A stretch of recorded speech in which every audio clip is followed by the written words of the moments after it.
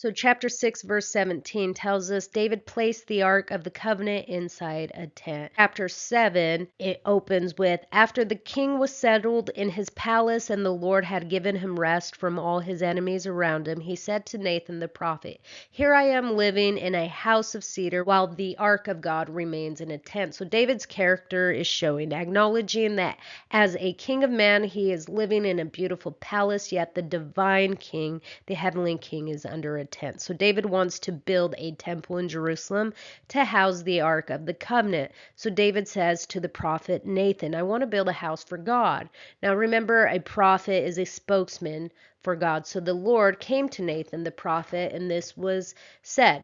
God chooses the time and place, not David. So as admirable as it is for David to want to do this for God, it's not David's place to make that decision.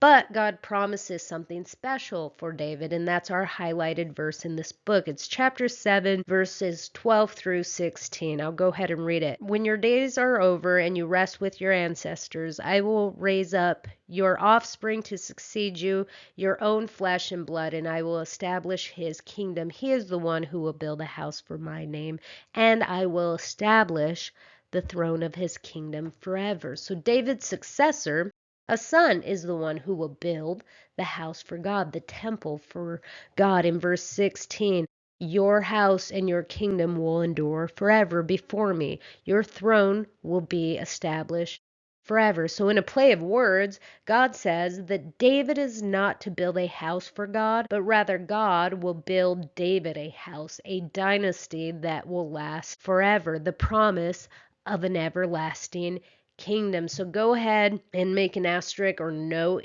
next to this verse. Jesus, the Messiah, Jesus Christ, was born of the royal line of David, the line of kings. Jesus, in his resurrection, lives forever. Your house and your kingdom will endure forever before me. Your throne will be established forever. So the King of Kings and Lord of Lords.